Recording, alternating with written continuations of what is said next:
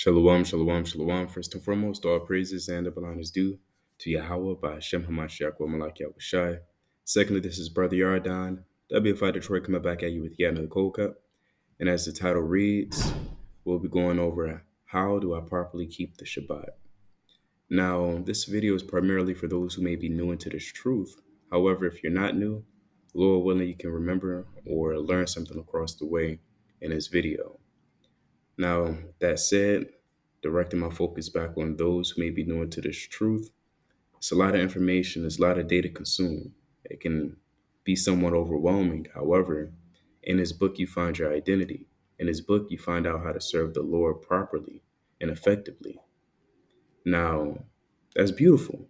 And so it should behoove you to dive deep into this video and dive further deeper into the words of the Lord so you can have a better understanding on how to properly love Him. Because to love Him mean that's beautiful. Same way one would love a child, or one would love his wife, or a wife would love her husband. There's nothing more beautiful than that. But to truly understand what love is, we'll have to go to the scriptures. Because again, contrary to popular belief, love isn't just buying someone roses. Love can be narrowed down or simplified to just simply giving someone a pat on the back, or some candy, or some Henny, or a Black and Mild. Whatever this world may think love is, that's not true according to the Bible. But let's prove it. Let's go to 1 John chapter 5, verse 3. And so it reads, "For this is the love of God, that we keep His commandments, and His commandments are not grievous." And now that verse is plain. To love God is to keep His commandments. And so the only way to know about the commandments is to dive into this book. As I mentioned before, you're going to run across what it means to be an Israelite, your history, the language, the culture, what to do, what not to do. And again, chiefly, how to properly serve the Lord, the Most High God. So there's no better place to start than with Genesis chapter 2. Again, this video is primarily for those who are new into this truth. So with all that being said, Lord willing, you're able to grab as much information as you can through this video. Genesis chapter 2, verse 1. Thus said the heavens and the earth were finished. Slakia, thus the heavens and the earth were finished, and all the host of them. And on the seventh day, God ended his work which he had made, and rested on the seventh day from all his work which he had made. And God blessed the seventh day and sanctified it, because that in it he had rested from all his work which God created and made. This beautiful account. This is the story of creation, as some may call it. And we find that the Lord finished his work, so he rested. Now, this isn't the same type of rest that you take after a long day after work, or playing basketball, or having a laborious day. This is him simply stopping. He ceased from his work. And I'll prove that through the precepts as well. Our God isn't a God that needs a nap, or needs an Ambien, or melatonin. As it reads in Psalms 121, verse 2, "My help cometh from the Lord, which made heaven and earth. He will not suffer thy foot to be moved. He that keepeth thee will not slumber. Behold, he that keepeth Israel shall neither slumber nor sleep." There you have it. The Lord doesn't sleep. He doesn't take a cat nap. Thus further proving that in Genesis chapter 2, that's simply him stopping from his work. All of this is very important. It ties into the Sabbath day because, the Lord stopped working on the seventh day. He hallowed it, meaning he made it holy. It's sanctified. It's set apart. That's what it means. It's a set apart day. It's not like your average day of the week, such as Monday, Tuesday, Wednesday, Thursday. Those days, of course, the Most High made them, and we acknowledge them. That's beautiful.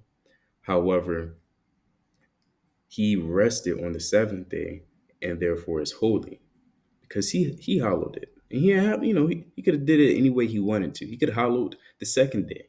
He could have also hallowed the third day if he wanted to. but he hallowed the seventh day. And keep in mind, man is made in a Most High's image. Meaning what? We're made and created with the intention of following our God in every way, shape, form, and pattern, which is why even Moses made the tabernacle according to the pattern of the things he saw in the heavens. And that's further down the line. Now, a lot of you may be wondering, well, what type of work exactly? What specific type of labor? Let's get Exodus chapter 20, verse 2.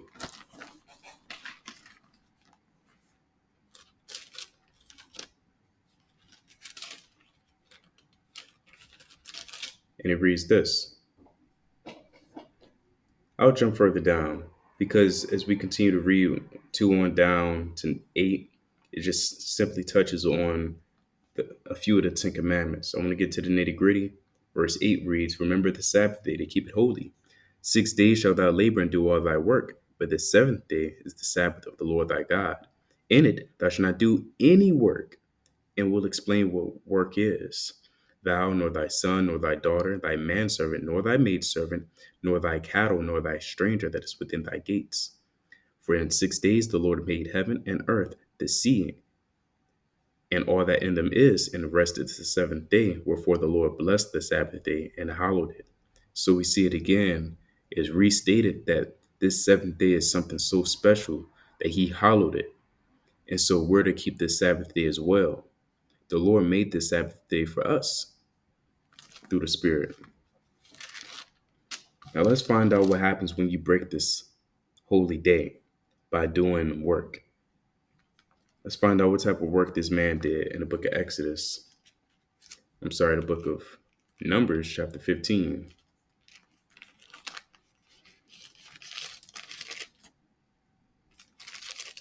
Book of Numbers, chapter 15, verse, where shall we begin?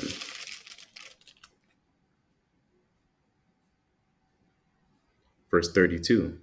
And while the children of Israel were in the wilderness, they found the man that gathered sticks upon the Sabbath day. And they that found him gathering sticks brought him unto Aaron, it's like unto Moses and Aaron, and unto all the congregation. And they put him in the ward because it was not declared what should be done to him. And the Lord said unto Moses, The man shall be surely put to death.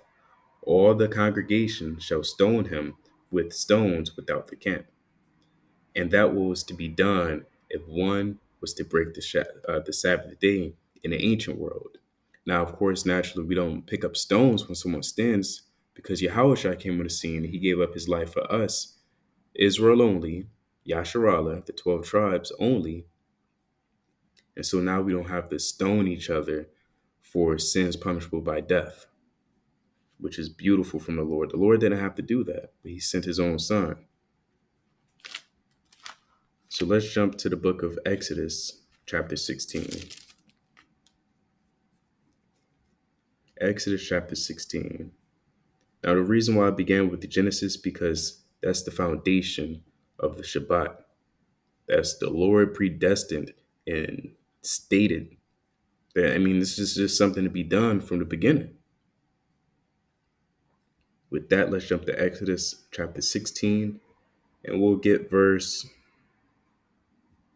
22. And it came to pass that on the sixth day they gathered twice as much. Now, this goes into the account of the children of Israel complaining, and the Lord gave them manna. And his manna is that bread that came from heaven. But before we get that,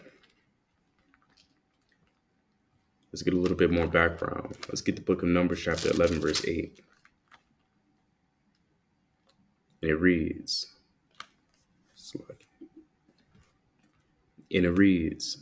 and the people went about, let's start at verse 7.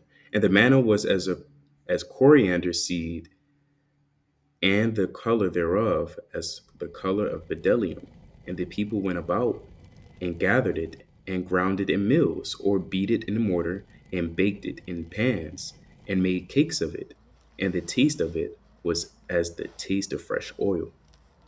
So that was the process of making this bread that came from heaven.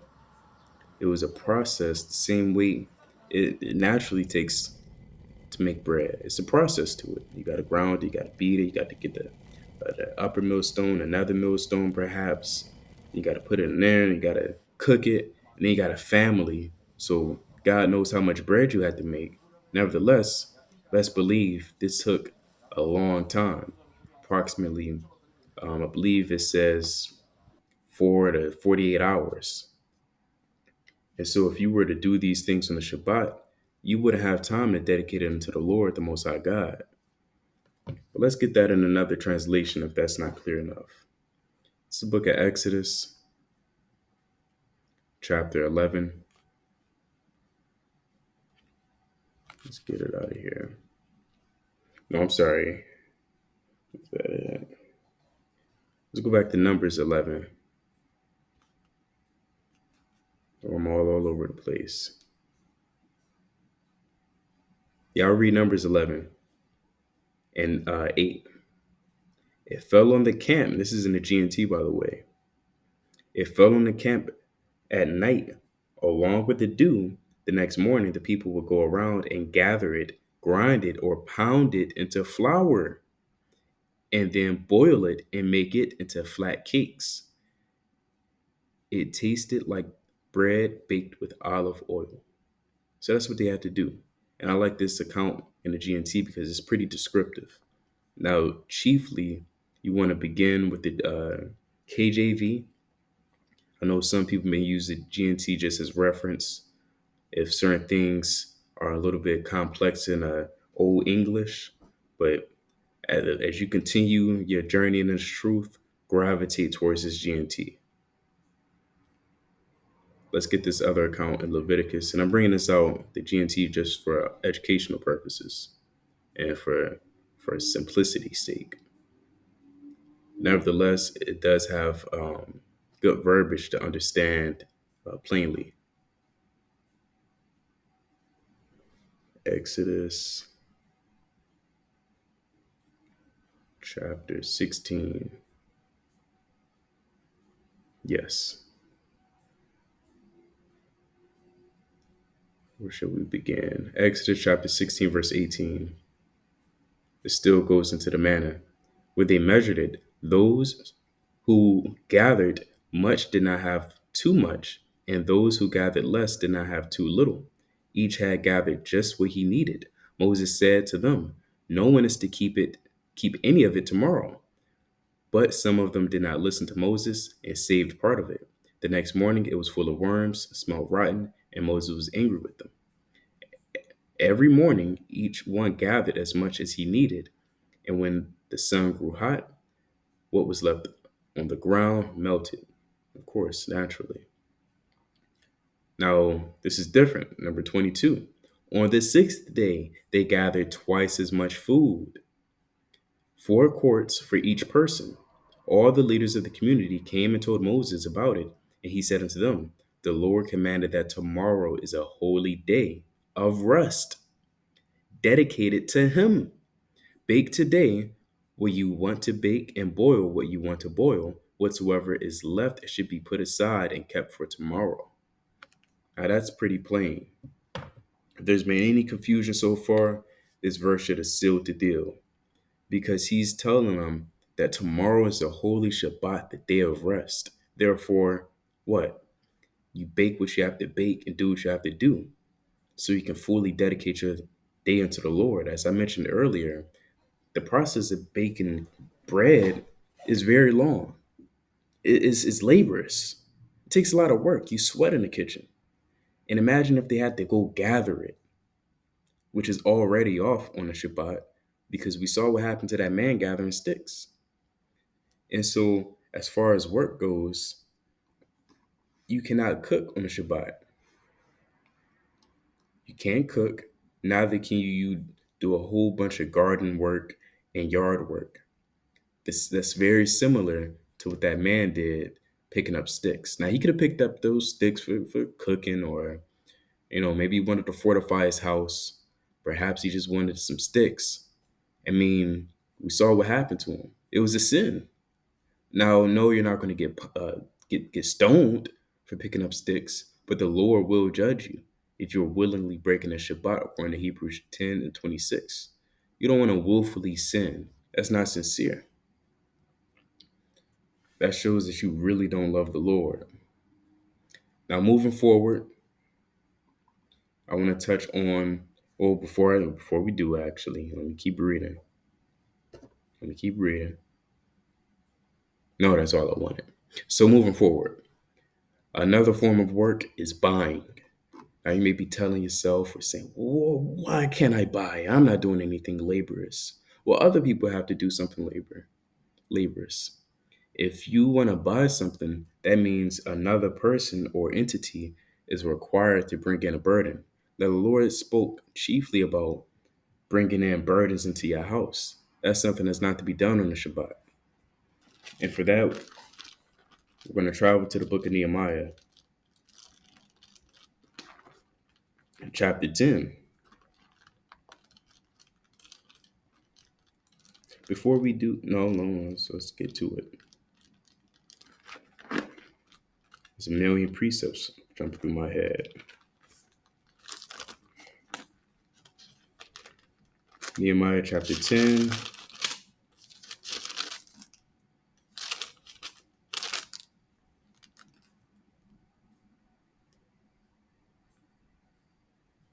verse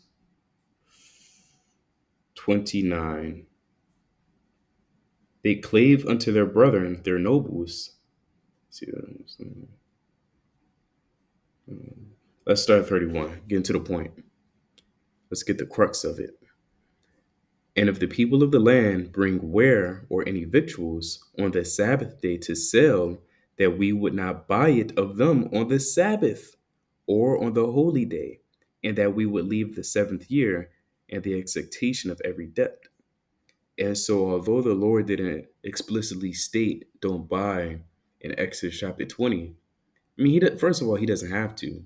Second of all, it's implied through the Spirit. And third of all, I mean, that's where wisdom and discernment comes into play. If you can't even pick up sticks, how much more, handling money and finances on the Sabbath day?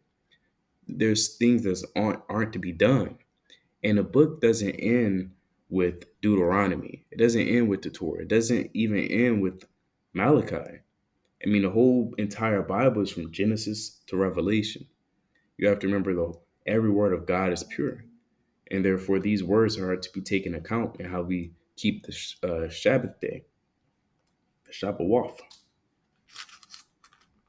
Let's get the book of Amos,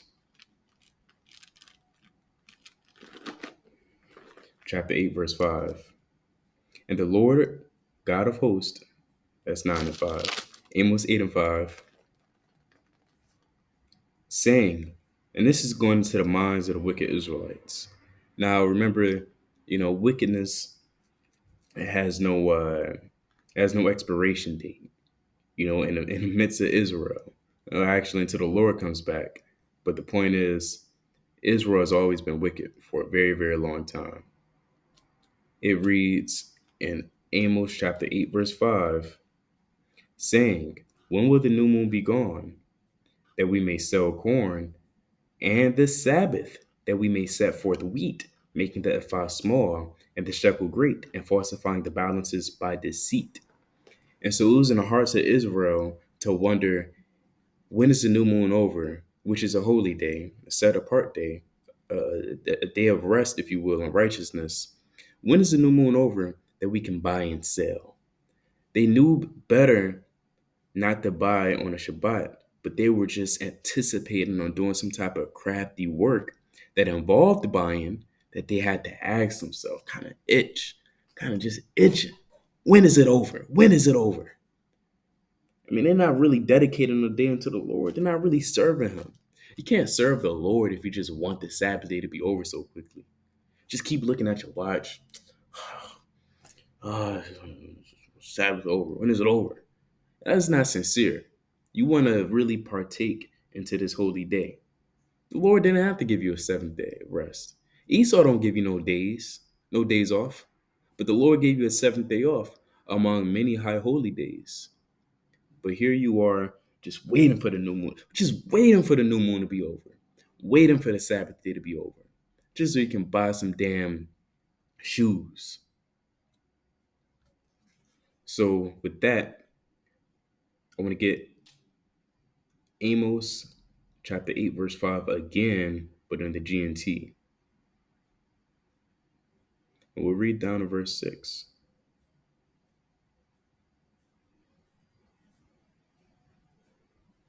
And so it reads, "You say to yourselves, we can hardly wait for the holy days to be over so that we can sell our grain.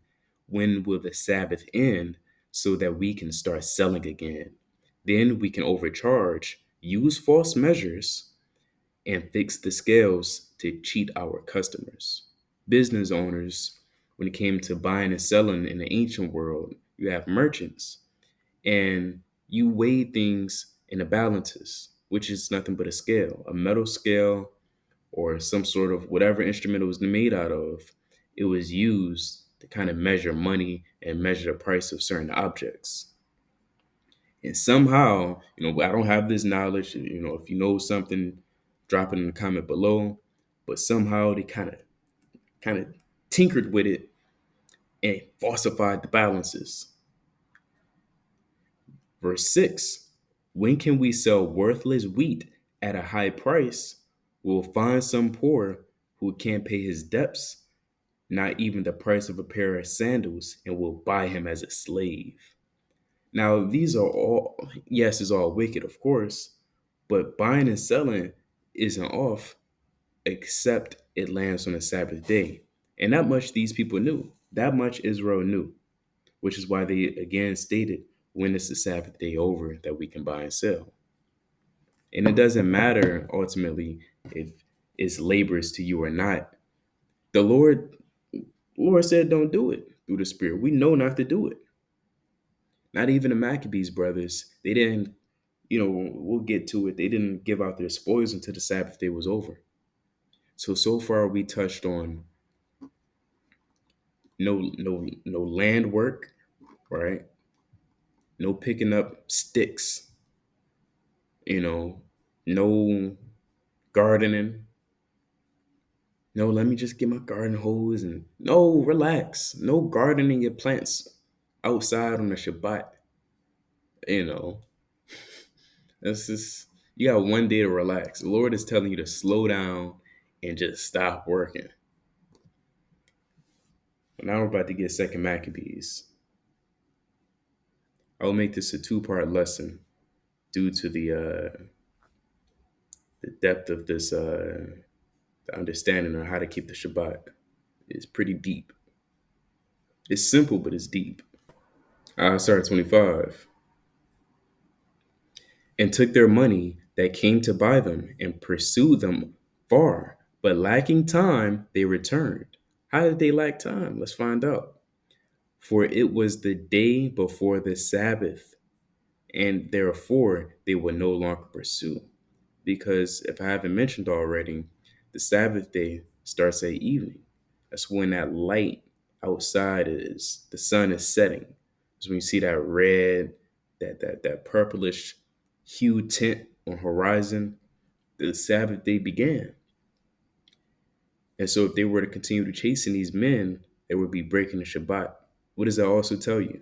Running on the Shabbat, just going for war or whatever other carnal things you may need is off. Not to say that these men were carnal, but they stopped because nothing's more important than keeping the Sabbath day.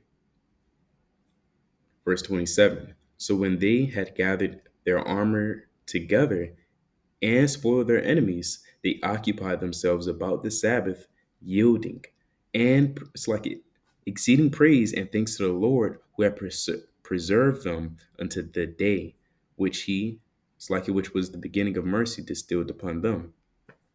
And after the Sabbath, when they had part, it's like when they had given part of the spoils to the maimed and the widows and orphans, the residues they divided among themselves and their servants.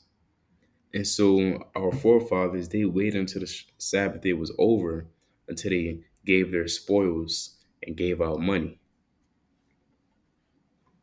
So no buying on the Shabbat. Absolutely no buying at all. Doesn't matter if it's, some light, some candy, or some you want to renew your subscription. No buying. No buying there, nothing. All right. I'm going to continue on and further expound upon no land work. A lot of people say, well, my family, I have a family, 5 kids. I mean, the Lord didn't say the day is a day of rest and keep the Sabbath unless you have 5 kids. This is a general statement for everybody, even into the heathen. And the Lord hate, the Lord is going to judge the heathen. He hates Esau. When you read in the book of Malachi, you know. So no husbandman, no husbandry, which is field work again. We brought out the account with Numbers 15:32. You know, let's see. I want to get another example. This is Genesis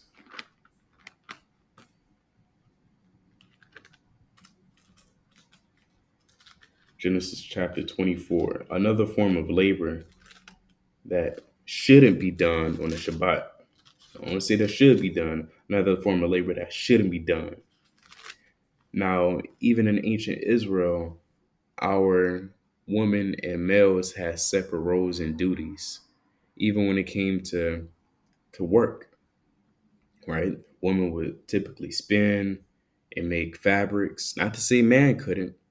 Even surely, the men of course, they're of another nation, but nevertheless, men could also have their own entrepreneurship and have their own sort of business, so to speak.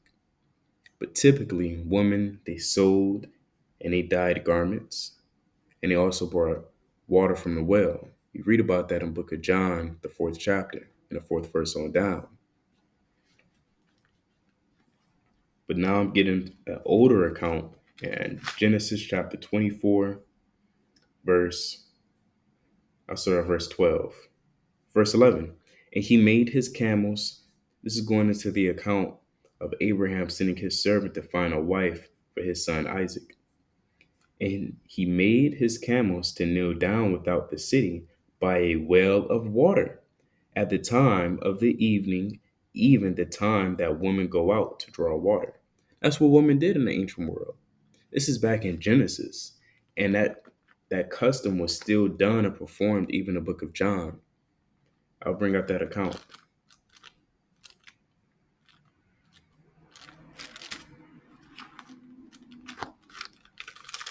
John chapter 4, verse 4. Oh, it's like here 4, and let me jump down to 25. So verse, start further up. This is a beautiful account. 4 and 14. 4 and 13. 4 and 12. 4 and 10. 4 and 10. Yahushua answered and said unto her, if thou kneelest, it's like if thou knewest the gift of God, and who it is that saith to thee, give me to drink, thou wouldest have asked of him, and he would have given thee living water. The woman saith unto him, Sir, thou hast nothing to draw with, and the well is deep. From hence, it's like from whence, it's like when hast thou that living water? Art thou greater than our father Jacob, which gave us the well and drink thereof, himself and his cattle? It's like in his children and cattle.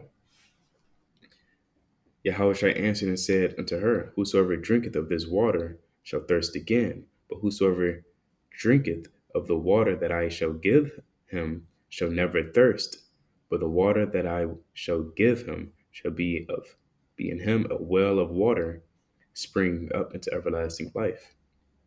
But nevertheless, the whole point of this was Yahushua meeting that woman at the well. And I actually went to verse 6. Now Jacob's well was there. Yahushua therefore, being wearied with his journey, sat thus on the well. And it was about the sixth hour. There cometh a woman of Samaria to draw water. So again, that was the work of a woman to draw water. And Yahushua met this woman that was about to draw water. This ties into the Sabbath day because that's not something to be done on the Sabbath day to draw water. That's bringing a burden into your house. And actually, let's get that.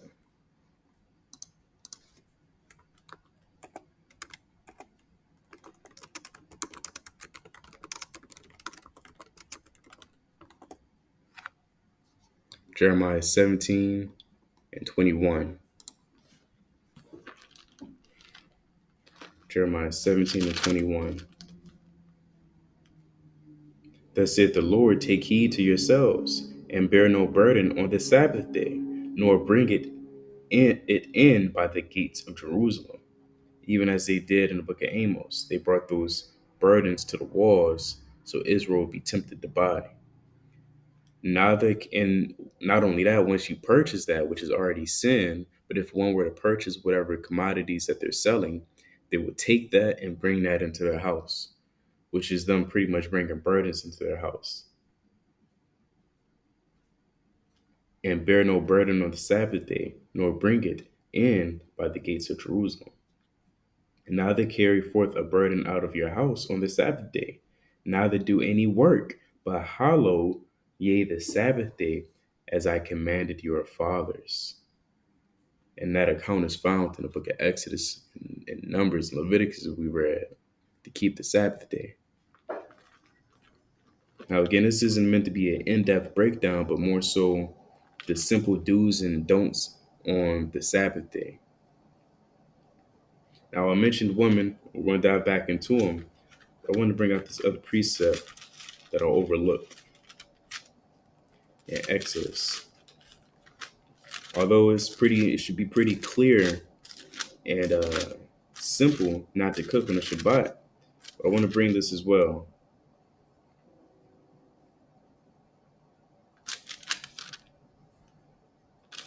Exodus. Oh, yeah, I'll get that to Exodus 31. This is Exodus 35 and 2.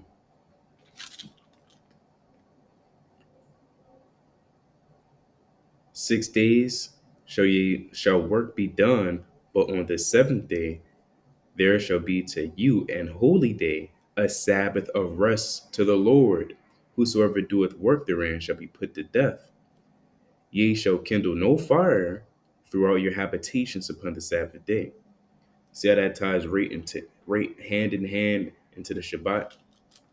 And this wasn't an ordinance to be kept for an hour, for a month, or only during the wilderness, but this was to be kept during forever, during our entire existence. After the Lord hallowed it, that's when it was to be done and kept. Now, let's get Exodus 31 and verse 6. I mean, the Lord states it over and over and over and over. So verse 14, Exodus 31 and 14. Ye shall keep the Sabbath therefore, for it is holy unto you. Everyone that defileth it shall surely be put to death. For whosoever doeth any work therein, that soul shall be cut off from among the people. That's not talking about the Lord kind of cutting you off with scissors. That's talking about death. 6 days may work be done, but in the seventh is the Sabbath of the Lord. It's like a Sabbath of rest, holy to the Lord. Whosoever doeth any work in the Sabbath day, he shall surely be put to death. Wherefore the children of Israel shall keep the Sabbath day to observe the Sabbath throughout their generations for a perpetual covenant. It is a sign between me and the children of Israel forever. For in 6 days the Lord made heaven and earth, and on the seventh day he rested and was refreshed. Again, that doesn't mean that the Lord, the Most High God, needed a Gatorade break. He needed a 5 minute. He had to sit down. It's just talking about him ceasing from work. He's done. That's it. Now, it wouldn't be a Sabbath video unless I touch on Luke chapter 6. A lot of you Christians, you just Just butcher this verse. Luke 6:1. And it came to pass on the second Sabbath after the first that he went through the cornfield, and his disciples plucked the ears of corn and did eat, rubbing them in their hands, plucking it apart. Corn isn't going to get hot if you do this. It's not going to get hot, right? We don't have superpowers. And certain of the Pharisees said unto them, why do ye which is not lawful to do on the Sabbath days? Well, when the Lord said it's off to eat corn on the Sabbath day, where is that mentioned? So for further context, Pharisees and Sadducees were over righteous, beyond over righteous, and not for good purpose either. They were over righteous just for men, just to be seen of men. And Yahushua answering them said, have ye not read so much as this, what David did when himself was hungered, and they which were with him? How he went into the house of God and did take, I believe that's going back to the book of 1 Samuel chapter 20 and 21. How he went into the house of God and did take and eat the shewbread and gave also to them that were with him, which is not lawful to eat, but the priest alone. And he said unto them that the Sabbath, it's like that the Son of Man is Lord also of the Sabbath. Now people think, see, the Lord is the Son of Man is the Lord of the Sabbath. I don't have to keep it, which is a weird thought process. The Lord just simply saying, I keep the Sabbath. I'm a man of the Sabbath. And it came to pass also on another Sabbath that he entered into the synagogue and taught, and there was a man whose right hand was withered. And as you continue to read, you'll find that the Lord healed him. And Pharisees back at it again, saying, are you supposed to do that? Just scoffing, just scoffing, man. I want to get this in the GNT.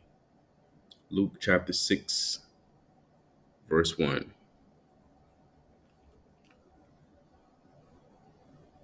Start of verse 2.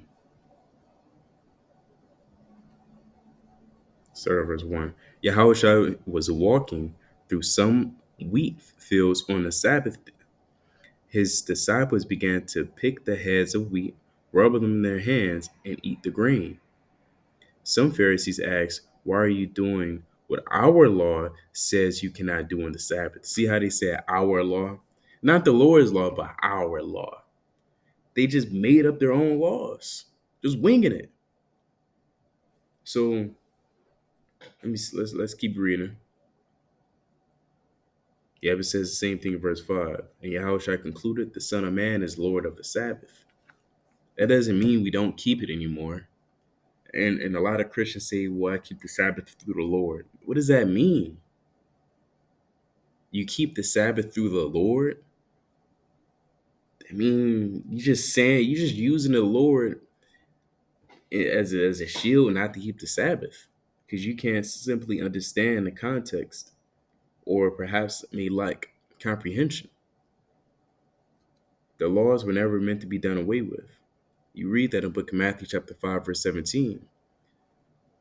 That said, the only thing that's temporarily done away with is animal sacrifices because Yahushua, which would require an entire other video and breakdown, Yahushua is our sacrifice.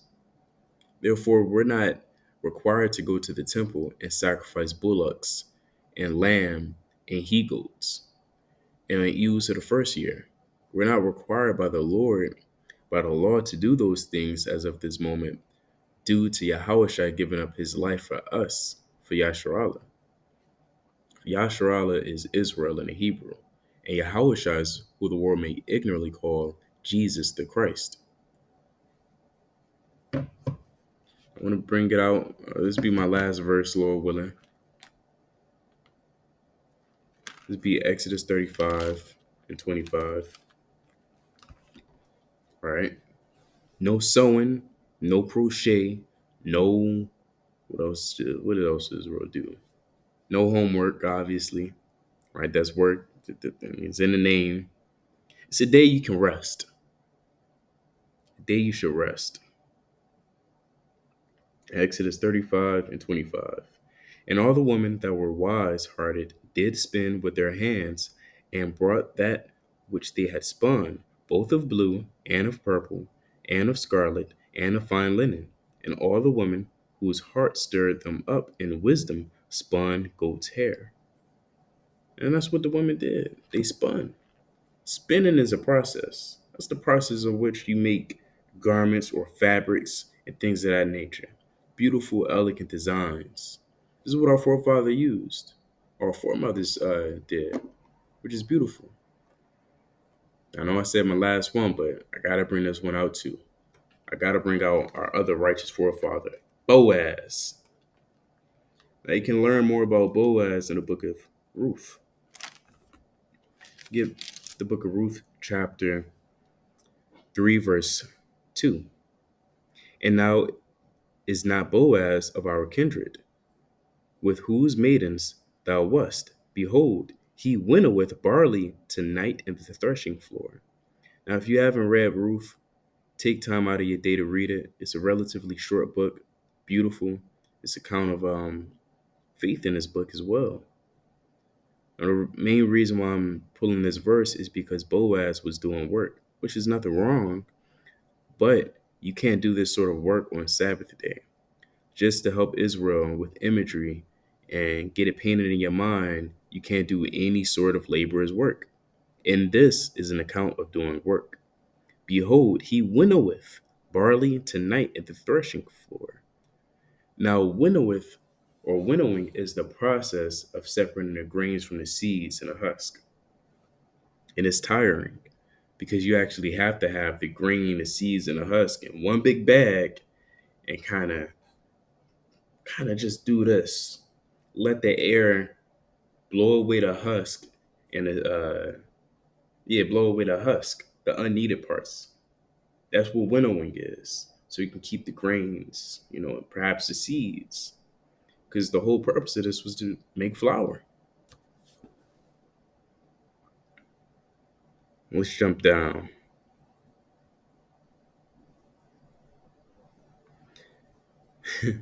Let's jump to verse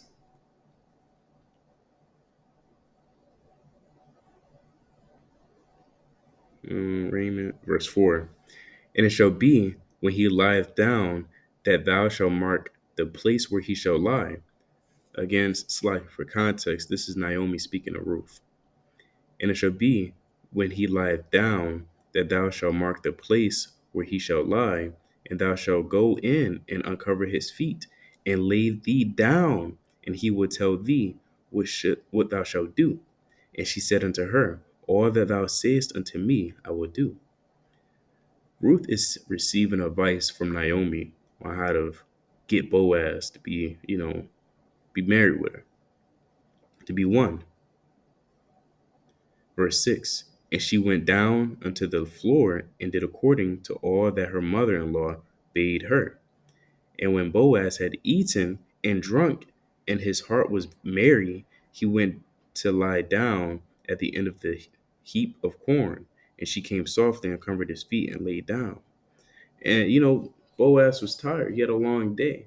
So he ate and drank until his heart was merry. Because that's all we have in his life, on a carnal level.